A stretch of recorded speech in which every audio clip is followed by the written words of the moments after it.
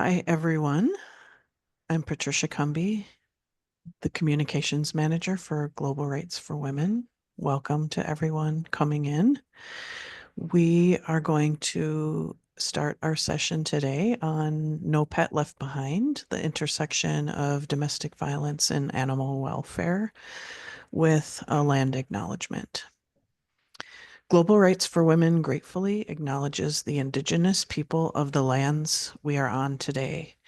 Even though we are meeting in a virtual space, it is important for us to recognize that we have benefited and continue to benefit from the theft and occupation of this land since before the United States was formed as a nation. Global Rights for Women is located in Minneapolis, Minnesota, and acknowledges we are on Dakota and Anishinaabe lands. We recognize the discrimination and violence inflicted upon Indigenous people around the world. Additionally, we understand the treatment of Indigenous women is a byproduct of colonialism, racism, and misogyny that has perpetuated the continued sexual abuse, disappearance, and murder of Indigenous women. Please join us in a moment of reflection to acknowledge the harm of the past and present, and to consider how you can help dismantle continued oppression of Indigenous communities and restore justice. Since people are joining us from around the world, at this time, if you'd like to put into the chat the land that you're acknowledging, we'd appreciate it.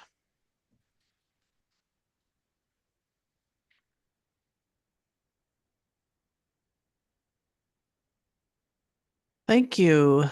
Thank you for coming to Global Rights for Women's conversation series, Valiant Voices. I'm Patricia Cumby, and I will be today's moderator. I'm the Communications Manager for Global Rights for Women.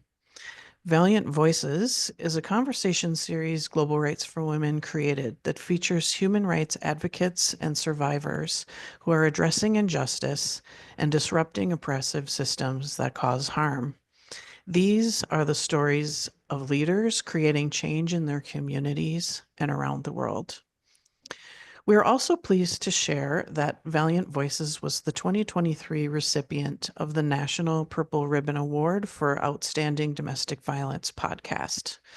This recognition for excellence would not be possible without our generous donors who support these conversations and the guests who bring their authentic selves, sharing their experiences, expertise, and passionate commitment to ending gender-based violence around the world.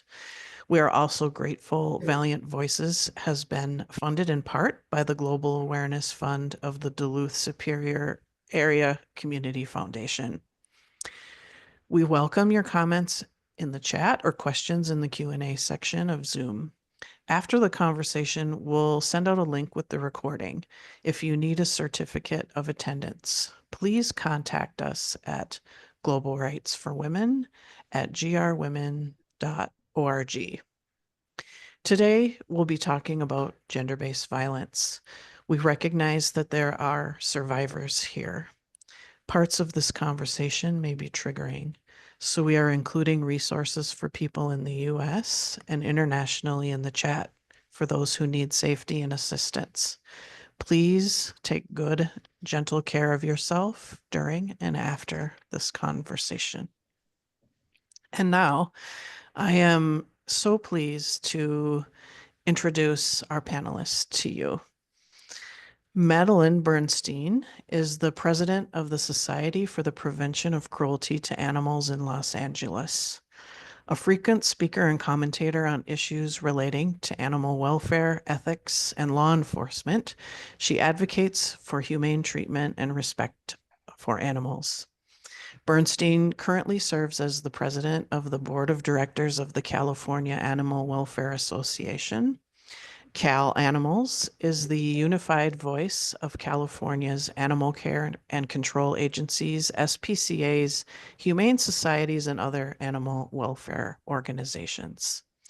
Ms. Bernstein has been interviewed as an expert in her field by many media outlets, including CNN, MSNBC, The Wall Street Journal, The Daily Show, Dr. Phil, Inside Edition, Los Angeles Times, Los Angeles Lawyer, and numerous other national and local television, radio, newspapers, and magazines. She is a prominent voice in the 2017 documentary film We Are One. Prior to joining the SPCA LA, Bernstein was a Deputy Inspector General Advocate for the New York City Department of Ports and Terminals and a former Assistant District Attorney for the Bronx District Attorney's Office. Bernstein is a graduate of the State University of New York at Buffalo, Faculty of Law and Jurisprudence. She received an honors diploma from Columbia University and a Scholastic Award in Talmudic Law from the Jewish Theological Seminary of New York. In 2012, she was the recipient of the Boeing Crystal Vision Award. Thank you, Madeline, for being here today. Wonderful to have you. Thanks for inviting me. Next, we have Orzi Cook. Orzi is the founder of Praline's Backyard Foundation, a nonprofit organization dedicated to providing safe, temporary housing for the pets of domestic violence survivors, ensuring that no one has to choose between their safety and the well-being of their beloved pets. With a background in animal welfare and a passion for community advocacy, Orzi works tirelessly to bridge the gap between human and animal support services.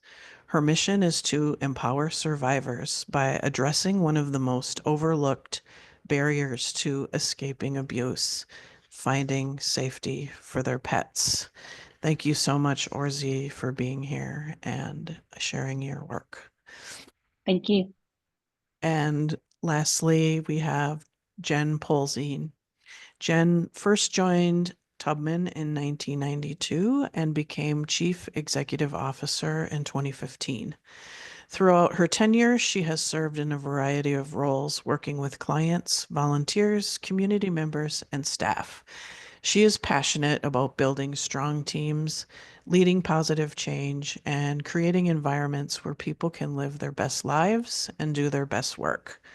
Jen has extensive direct service experience working with people of all ages, genders, and cultural backgrounds who have experienced relationship violence, trafficking, homelessness, addiction, and mental health challenges. Her deep expertise in strategic planning, program design, collaborative community engagement initiatives, fundraising, and public policy work helps make Tubman a leading organization that continues to evolve to meet the community needs. She has also served on several boards and was the adjunct faculty in the Department of Human Relations and Multicultural Education at St. Cloud State University for 8 years.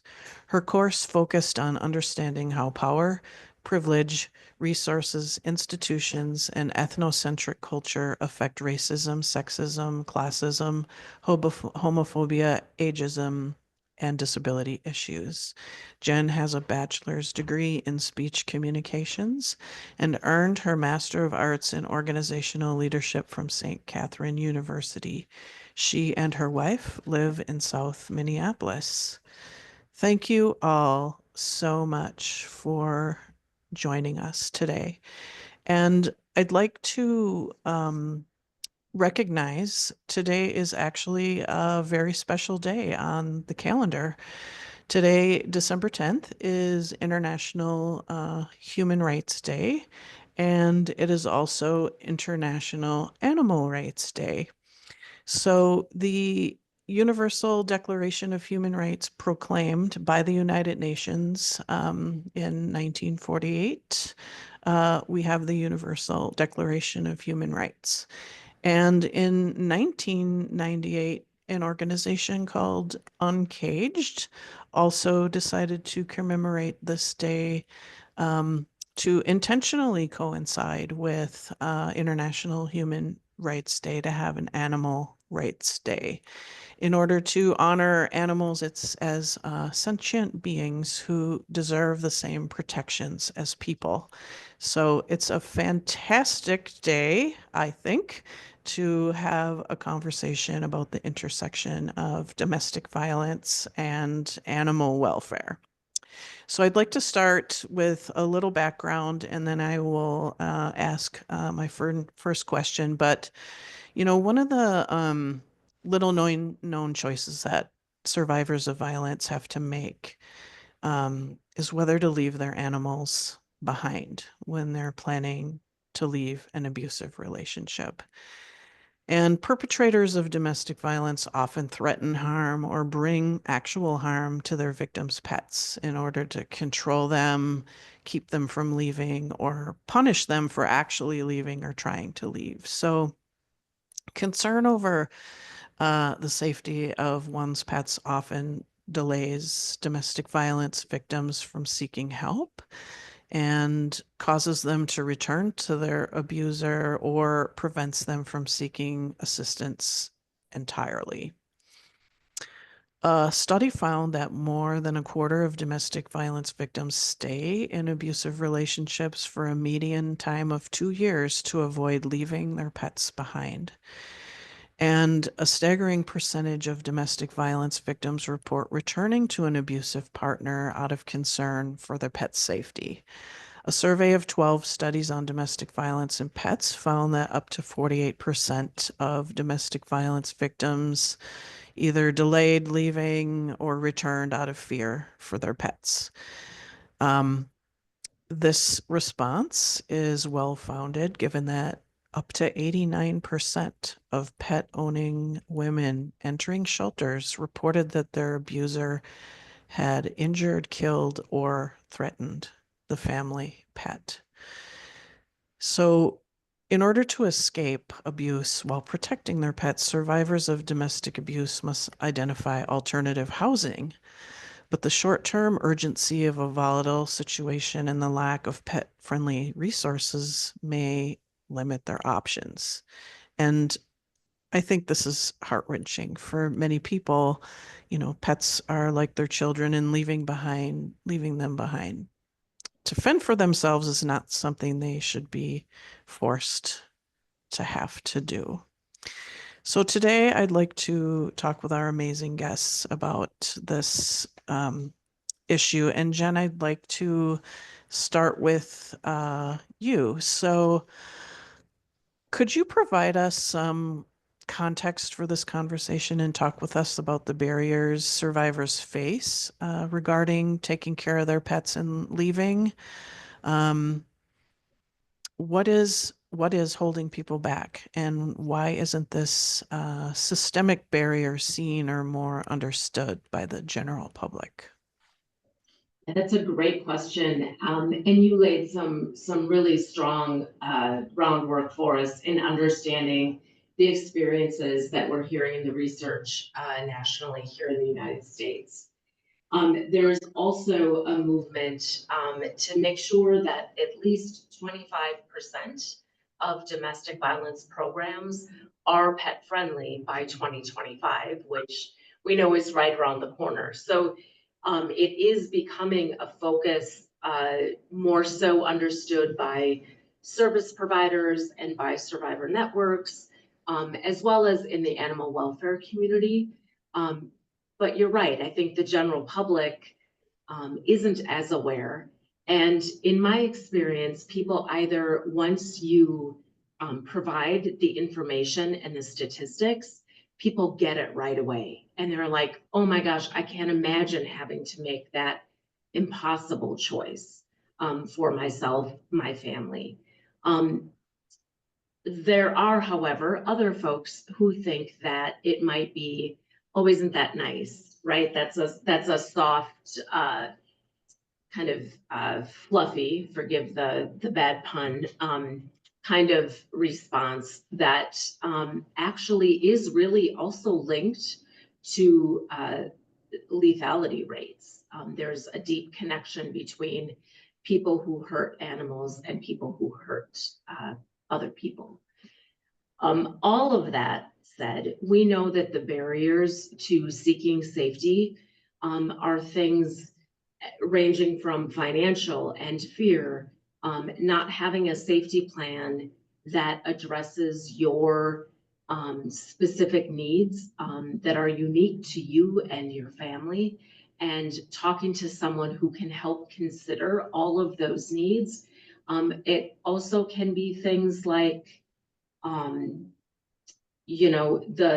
logistic kinds of things, like I can find a place for my pet, but only it's going to take me 3 days until they have an opening, or I have the financial means to make that work for a few days, but then what am I going to do, right? It's about, where is there space, where are there answers beyond short-term shelter that might meet my goals that I have for me and my family. It's a whole slew of things. So we know that if we can do, if we can help just take one worry off a survivor's list of things, we know, and there's anecdotal evidence that suggests the same, which is that even if a survivor doesn't end up needing that particular resource, knowing that it's there helps them find the energy to take that next step forward. So this is a very real barrier that keeps people and their pets in dangerous situations. So we're really excited to be part of the solution and part of hearing from these amazing other panelists about things that are happening in other parts of the country. Yeah, I appreciate that overview. And I think that 25% rule is, even though there's certainly probably greater need than that 25%, it's definitely a start, and will definitely go a long way toward helping survivors with this really challenging decision that they need to make.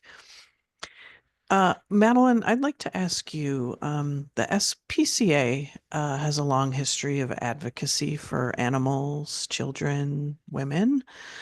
I'd like to talk about red flags regarding cruelty to animals and ongoing instances of domestic violence. And I'm thinking of a case in Minneapolis where a man had killed his ex-girlfriend's dog, and then the following week murdered his current girlfriend. I know that's really a dramatic case, but it also underscores numerous things to watch out for in the intersection of animal and people abuse, especially around violence and coercive control. So my question is, what is it advocates and people should be aware of that signals people and pets are at risk of violence? Thank you. And thank you again for inviting me. Crimes don't happen in a vacuum. And so very often, whether you believe in the link or the lethal connection between animal abuse and people abuse, there's always something. So from the preschool age, you can start seeing things from little children that are very odd, the way they play, the way they might harm dolls, and most important, the way they seem to get pleasure from gratuitous harm. That will tell you right away something's going on in the house. It may or may not involve an animal. The other thing is, when an animal is observed in poor conditions, very often there might be children, people, elders that are in trouble inside the house. And the strange thing is people will report animal abuse before they will get involved in a domestic dispute and risk saying this person might not be taking proper care of their children, or the senior citizen hasn't been seen in a while, or this woman has a black eye. Because judges historically would say, oh, it's a family thing. We don't want to get involved. So very often the animal is the first report. We are very often present at a crime scene that involves people, but also an animal. So red flags are Is anybody absent from school? Are there any odd bruises? Is a senior citizen who normally walked their pet every day and went to Starbucks for coffee suddenly not doing that? Is there neglect of a dog locked up in the yard? Is the horse emaciated? So the red flags are going to be observable from preschool on in terms of play and violence. And then with juveniles, if their solution to the problem is violence, again, there may be more violence in the house that includes pets and animals. And, we don't want to say it's always there, but when someone reported a sick German Shepherd, we found 18 more that were abused and 2 senior citizens chained to their beds. When a coroner reported a cat that had been harmed in a murder-suicide scene, we knew right away that this was part of an escalating domestic violence situation. So the thing I would just want to add to the barrier thing is that why is it a barrier? So we tried to figure that out. And when your family is telling you he only hits you because he loves you, or when there's pressures from society not to include outsiders, you start to see that the targeted victim, the victim subject to coercive control, very often will not move if there's something more important to that person than their own life. And when you start to see that, you realize how serious this barrier is. So, for example, and then I'll stop. We had a woman was shot, had bones broken, had all sorts of problems, coming in over and over again, but never pressed charges. And then one day, the abuser pulled the plug on a fish tank. And that was it. Because that was the one thing that she cared more about herself, was the fish tank. Sometimes it's a child, sometimes it's an heirloom. So why this barrier exists makes it so important to realize that very often these victims will become homicide victims, that we need to act and we need to grab the animal out of the way, even if it's not the only problem, so that the children feel comfortable leaving and the person gets the help that they need, because the signs are all out there before anything happens. They're there. Thanks so much for talking about, really the intersection of animal abuse and domestic violence. I think it's interesting that in some cases it's the animal abuse that might surface first. In some cases it's the abuse of people, and then you see the abuse of animals happening. So I think it's something that there are just so many intersections here with animal and people abuse, and what we could be looking for more deeply, both as advocates and people living in society with others. So I'd like to ask Orzi a question. I think the work that you do is just truly amazing, in terms of meeting the needs of survivors in this kind of crisis. So, through your organization, Praline's Backyard Foundation, you are offering services to survivors to find a safe haven for their pets.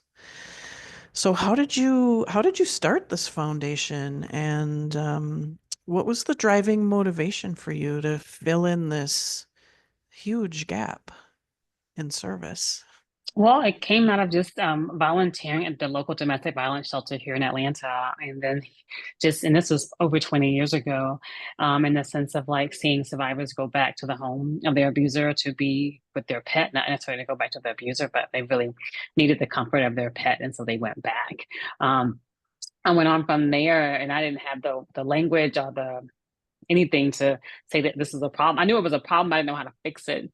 And then I went on to volunteer at the Humane Society, and I would see the same story in a sense that a survivor would come and relinquish ownership of their pet because they were going into a housing situation that did not allow for pets, which is just like, still, it's a responsible thing to do as the owner of a pet. However, it's not what you want to do. You're just having a temporary housing crisis, right? And so when I started my business, I have a dog walking business here in Atlanta, and I was like, I always wanted to give back, and domestic violence is something that's personally I'm passionate about. And I know I wanted to give back in this way, and so and I always know that we can do more together and working in partnership. And so the foundation works in partnership with pet boarding facilities across this country and with pet fosters through a foster network called dupert.com to connect survivors' pets with potential pet boarding facilities and with pet fosters. And as Jen mentioned earlier about the 25 by 25 goal by Red Rover to make 25% domestic violence shelters pet friendly, it's a great start. However, we're like 50 years behind in a sense that we know that 1 in 2 households has a pet. So at least domestic violence shelters, at least 50% should be pet friendly in a sense to match the rate of need in a sense. But really, I would say 100%. But at the same time, that's not really a viable option because unfortunately, some abusers have used certain pets as a threat to a survivor. So you want to re-trigger someone in a sheltering environment. And so there's a lot of complications with that, but definitely know we have a long way to go. And one way the foundation tries to bridge that gap in services is by partnership with pet boarding facilities and pet fosters, because we know 25% is a long way to go. And we still know the need is greater than we're able to even to meet. Talk a little bit about that pet foster thing. I bet there's people here on this event that might be interested potentially in helping someone that way. Definitely. So when a survivor reaches out to the foundation, we will provide them immediately 7 days of pet boarding through partnership with pet boarding facilities throughout the country. And then because we don't want a pet to be in a boarding facility for extended periods of time, we don't want to re-traumatize them. We want to get them in a home type environment as soon as possible.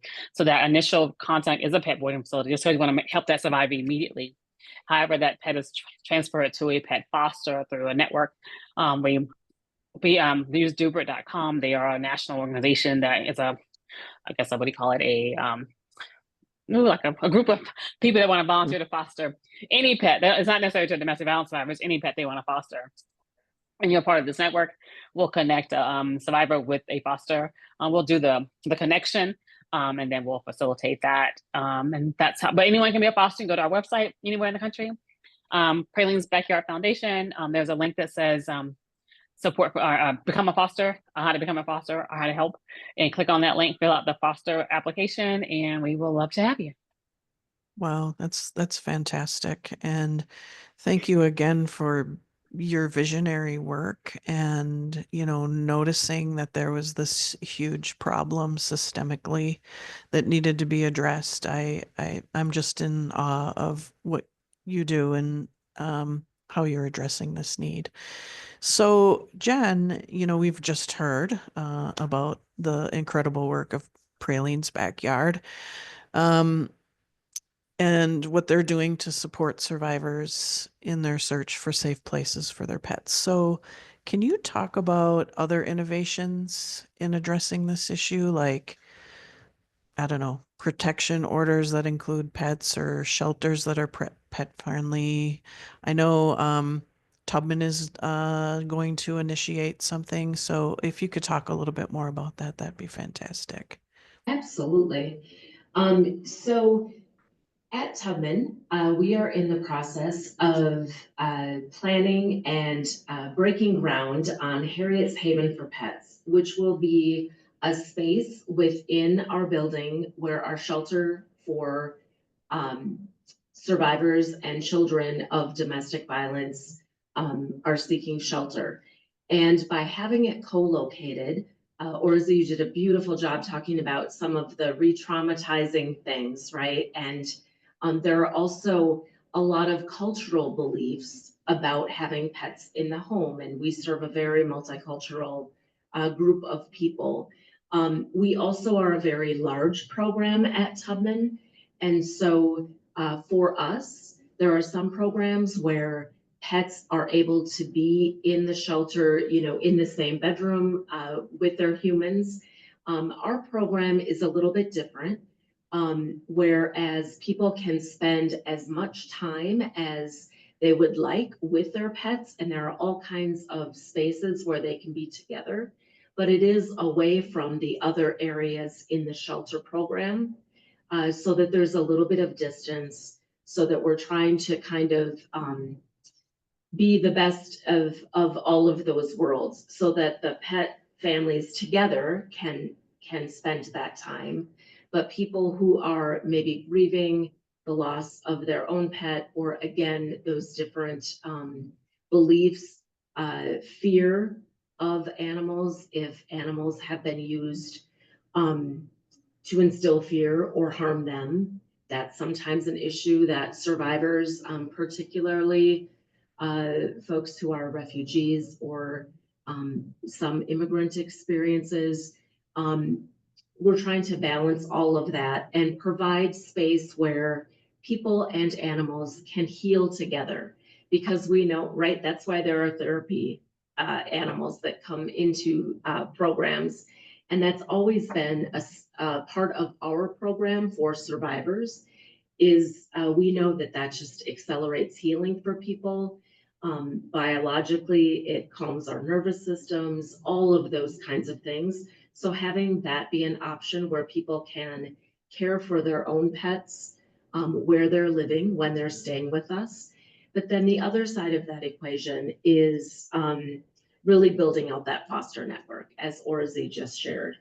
So we are part of the Minnesota Pet Coalition, which includes 2 other domestic violence organizations, Cornerstone Women's Advocates, but also the Animal Humane Society, the Bond Between, and Four Winds Connections, which is about really expanding that network, but also talking about, again, coming back to barriers. Sometimes with getting people connected to fosters, there are some issues around protecting the confidentiality of that victim survivor. How do we provide that transportation? How do we make sure that they can still have contact and check in with their pets? All of those things. How can we also help provide training for owners to help their animals heal from the trauma that has been part of that domestic violence? So by having an entire continuum of care, both on site for people who are living with us, but for people who are maybe seeking an order for protection, or who are in transition in housing in the community, maybe our on-site program isn't the right space for them, or maybe that particular animal would do better in a home setting, even if they're not with their humans for a short period of time. So having all of those different options, we found, is really important, again, to preserve choice of survivors. One other thing that I would say is we've got to start normalizing this and raising awareness by routinely asking the question, right? Folks who are listening and participating in the webinar, you know, we can all remember a time when we'd go to the doctor for our annual physical and no one would ever ask those questions. And now it's more routine. Do you feel safe at home? We know that as domestic violence programs, we need to routinely be asking the question, do you have a pet or animal that you are concerned about? Because if we don't ask, survivors won't know that it's an option. If they don't know that it's an option, they may not even seek help, or they may try and hide the fact that they have an animal, maybe keep their beloved pet in their car, or something, instead of being able to have that pet with them where they can help their healing process as well. So it really is about that whole continuum of choice. Yeah, a great awareness building activity and a really holistic approach, I think, to looking at the relationship that people have with their animals and the potential for healing when they're kept together. So thank you for sharing that and you know, making the case for always asking about, is there an animal that you're concerned about in your life?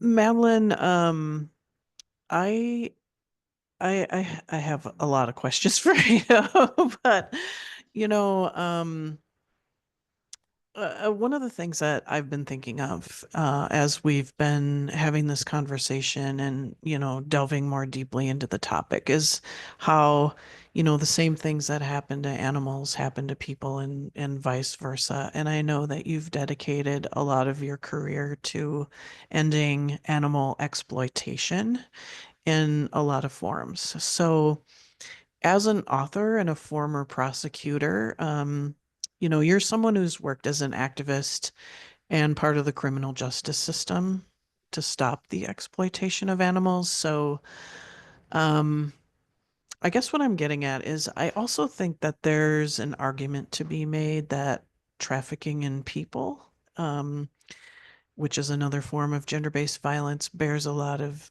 similarity to animal abuse or exploitation. So, would you care to comment on that? Sure. I do want to make one comment about the former topic. On our website, spcala.com, in the 90s, we started a program called Animal Safety Net, and we allow people to download the toolkit. So, for example, we worked with shelters. So in the 800 scripts, when someone's calling for assistance, the questions are asked. Do you have a pet in danger? That kind of thing. But in that toolkit, it has, I call it our witness protection program. It has a lot of forms about confidentiality, what to do with a pet that is not picked up. We don't have an in-house residence program for people and pets, but we have a program that we started in the 90s where we remove the pets. So at least gets the barrier out, and it provides emergency housing. So, and we use some foster, and we use some other tricks to protect the identity of the pet, because the abusers are also looking for the pet to regain that control. So if you want that, you can look on our website, and it may save you some time. I'll look at your website and steal whatever, is a better idea than, what we have. But we've had this emergency housing program since the 90s. And so we've worked out a lot of the forms and a lot of the problems, and you've got the toolkit that's available if it will help anyone listening to create their own program, anywhere in the world with with that help. And then, obviously enhance it with your own community needs. So look, if it can help you avoid the research on your own and a lot of extra work, if we can help you, we will. As far as crime, I mean, I could talk about crime all day. People trafficking, drug trafficking, animal trafficking is a big deal. And just like domestic violence abusers capitalize on people's love for their animal, or their fear to leave the animal behind, or what their children will say if the animal's left behind, and then are they going to be left behind, and the healing and the love that people find from having animals, the human-animal bond. These criminals also capitalize on the fact that people are treating pets as part of the family, the fact that people will go to great lengths to protect or get a pet and keep them safe. And then also they're very well versed in greed. So they understand Lady Gaga, for example, her French bulldogs were stolen at gunpoint. It's a $500,000 reward. To give you an idea, the lengths people will go to reclaim their pet and to ransom back a kidnapped pet. So we have found that there's a great conspiracy where puppy mills in other parts of the world, Ukraine, Jordan, Russia, places like that, are manufacturing pets that people seem to think are in fad. So French bulldogs, for example, would be a great example. Just look at the red carpet on the Academy Award night. You'll see people with the dogs in their purses, right? The designer dogs. So what they will do is create a whole system of fraudulent vet reports, fraudulent crate reports. they're deceiving the airlines. They have veterinarians sometimes that are participating in creating these records, and they're loading the market with these pets the same way drug traffickers, as you would point out, load the market with drugs. So you see the same thing. And in some cases, they'll use the designer dog or any dog to carry internally the drugs, because they know that people, will behave differently towards dogs in transit, little dogs in transit versus, people in transit. So from a crime perspective, it is money making. That's all it is. They don't care about the dogs. They don't care about the drugs. They don't really care about anything other than the greatest financial return on this illegal or legal source. And so this is what you see, and you see it with puppy mills sending animals, into the country, or you'll see magic websites that say, well, if you pay for the shipping, the dog will arrive. And there, of course, there's no dog, because there's no, it's all a scam. So the evolution of all this crime and the kidnapping of dogs, criminals think, well, if I kidnap the dog, there was an invasion robbery where they just took a litter. There are armed robberies of pet shops when they have a litter of, designer dogs. They figure, well, it's dogs, I'm not going to get prosecuted so badly. Well, they're wrong, because those dogs are very valuable, and an armed crime is an armed crime, right? So when you say, is it all connected? It is. I'll stop. Thank you for making that connection with trafficking of people and drugs and dogs. It's a serious problem. I appreciate your answer to that question.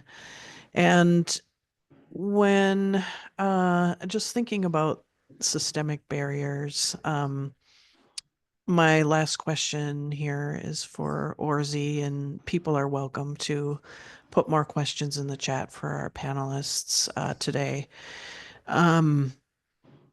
There's just so many moving parts to this. And when I think about, Orzi, what a typical day looks like for you, there's a lot of complexity. So in terms of, working with survivors and safety for their pets, in terms of partnering with other organizations and, being funded to do your work and raising awareness and, demonstrating the necessities for these services, all within the context of like working against time because people need safety.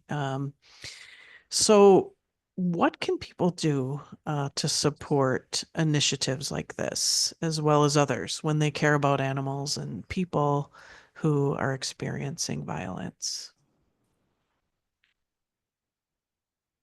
I think that the biggest thing everyone can do is raise awareness, and that is essentially one part of my campaign is to educate 10 million people. The foundation's goal is to educate people, because with education, things change. Because a person that can educate can also, they can educate and put it in front of someone who can donate. And then the person that can donate can also put it in front of somebody who can fund at a major level in terms of like help build a shelter or create revamping of the shelter, what Tubman is doing.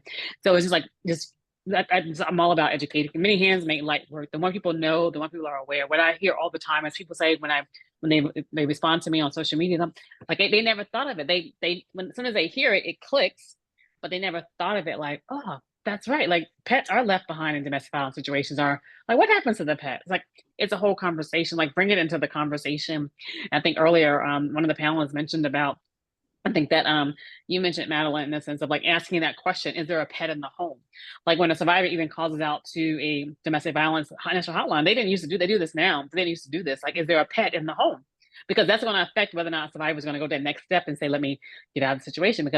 But sometimes we don't even ask about the pet. We're concerned about the person, which is awesome. However, if you don't know everything that's happening in the environment, then the person, you can't really help them, because then they may not tell you, because they don't want to feel embarrassed about like, they might think, why would you stay for? Like, people, we have all kind of unintentional judgments against people, and so one way that can change is with education. So I would challenge everyone that's listening to this is to follow all of our accounts, like follow Pralines Backyard Foundation, follow the SP, the acronym, that, in the sense that we can definitely raise awareness. And just because I think with education, things change. I'm an advocate for that, because people will say, well, I can't donate, but you can't donate, but you can like, follow, and share, because that can get us in front of somebody who can donate and someone who can build, someone who can create apps, people that can do another level of change. We all have a contribution to make to the world, whether or not it's domestic violence, whether or not it's animal welfare, whether or not it's feeding the homeless, whatever it is, we all have a contribution to make. And so just make sure you make the contribution and raise awareness about whatever that topic is for you. Great. So we do have a couple questions in the chat. So I'll just start with the first one that came in. I work with domestic violence legal aid. What advice would you have for talking to lawyers who understand the context of animals making it harder to leave, but who don't really understand the emotional impact, who still trivialize the issue because of how hardened they have to be to help humans? Would you like to take that one, Madeline? Sure, thank you. Well, talking to lawyers is never easy, but for one thing, you can point out to them that in most states now you can put animals on a animal protection order, which when we did that in California, we were the 6th state in the country. So that's a piece of help. The other thing you can talk about is that, in fact, more places are creating mandated reporters, which means that my officers are mandated to report child abuse and stuff like that, where there are reversals of that. Now, social workers are starting to have to do it, and other people are having to do it. So it's becoming a legal responsibility. And then the third thing I would say to them, which they might find more entertaining, is we're working on a resolution with the American Bar Association, because there are so many custody fights and pup nuptial agreements and issues involving is there domestic violence, that it is no longer frivolous and it is no longer not serious, and it may impact their ability to be a good lawyer in order to factor in some of these things and understand the new laws that that are coming in daily. Fantastic. I'm clapping outwardly and inwardly as you were talking about that. We have another interesting question, and I think I'll ask Jen if you want to take this on. It's about red flags in identifying, maybe lethality or violence. So here's a question. Having spent 31 years supporting women who describe in detail non-state torture victimizations that they have suffered, and they also describe that pets were tortured or killed and then blamed. Have you seen any torture of an animal and ever asked a woman who takes their pet if it, or who is going to take the pet, if the pet is at risk of torture victimizations as part of a red flag question? And I did have a question too about that. Just in general, pets or non-pets, what are some of these red flags? You're on mute, Jen. Dang, I knew it was just a matter of time, right, before I did that. Red flags to indicating relationship violence in general, right, include things like changes in behavior, becoming more isolated, needing to account for absences or account for every minute of time, whether, running errands or time that it takes from work, all kinds of things. Certainly, there are red flags to look for in people who use violence as well. But getting to the lethality kind of assessment, aspects of addressing some of those red flags would include things like, you can find some of the checklists of red flags on, for example, the National Coalition to End Domestic Violence. Their website is a great place to start, NCADV. They collect a lot of those really great tools. One of the lethality assessments that we use in partnership with law enforcement here in our community was designed by Dr. Jacqueline Campbell. And it's a series of 11 questions. We added a 12 that ask very specific things. The more yeses to those questions, the more likely that that case could end in domestic violence related homicide.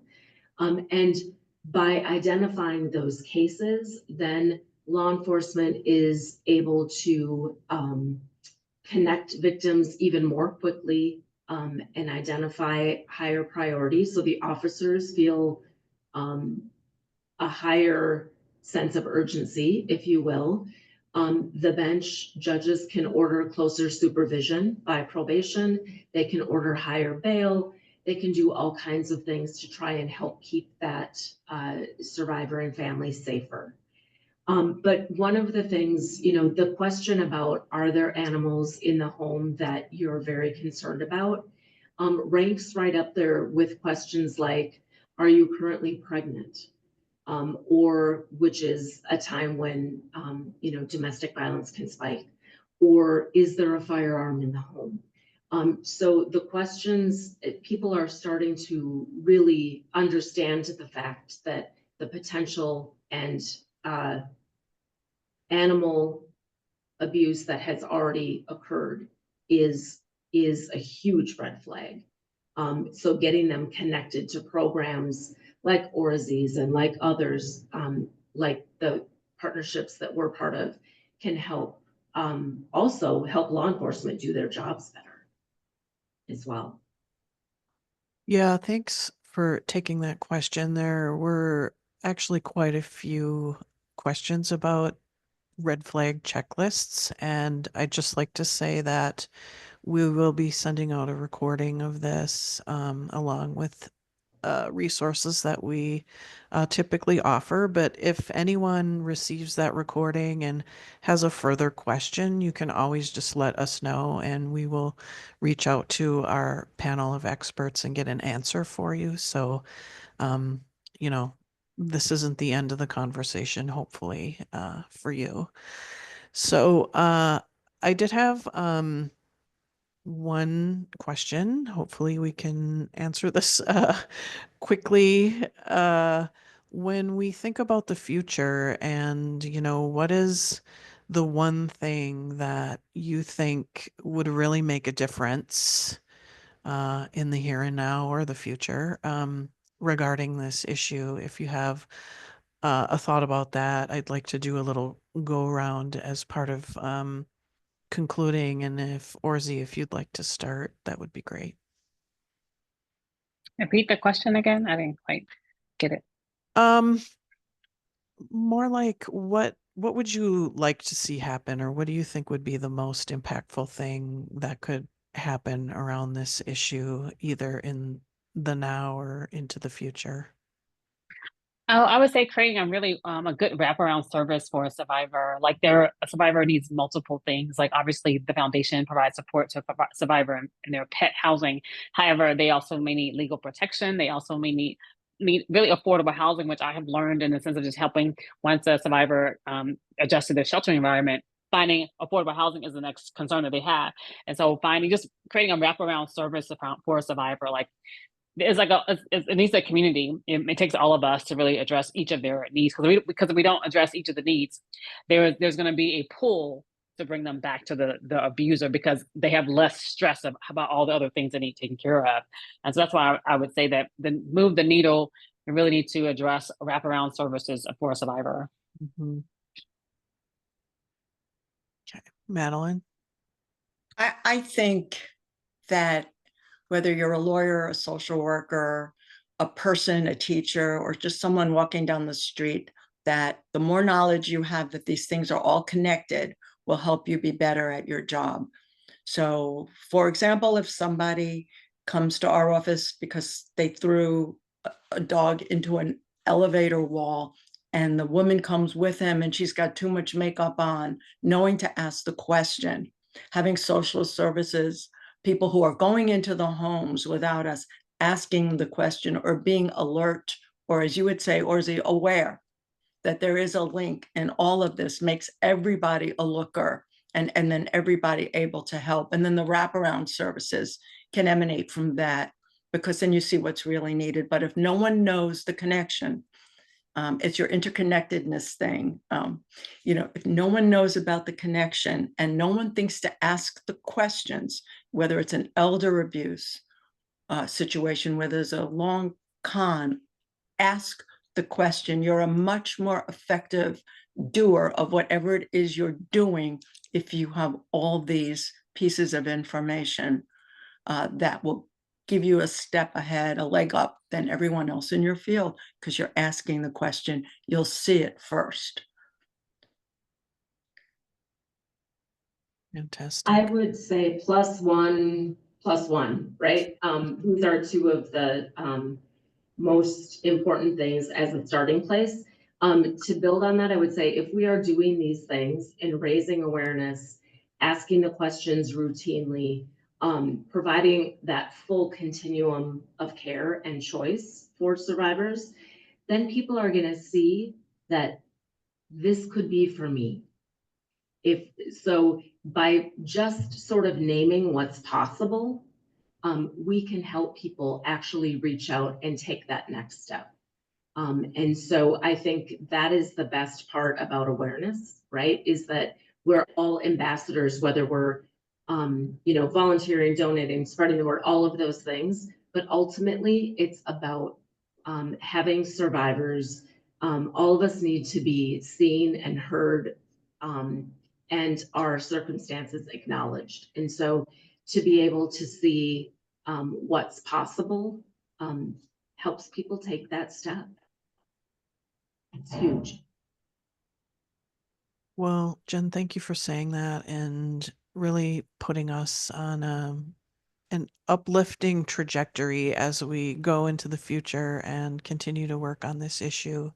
I would like to say that I am so grateful to you, Madeline, Jen, Orzi, for your excellent conversation with us today, and really hopeful that services will continue to address the intersection of domestic violence and animal welfare. So thank you all to our participants as well and their great questions. And I hope you have a great rest of your International Human Rights Day and International Animal Rights Day. Thank you. Thank you. Thank you all. Thank you, and thank you.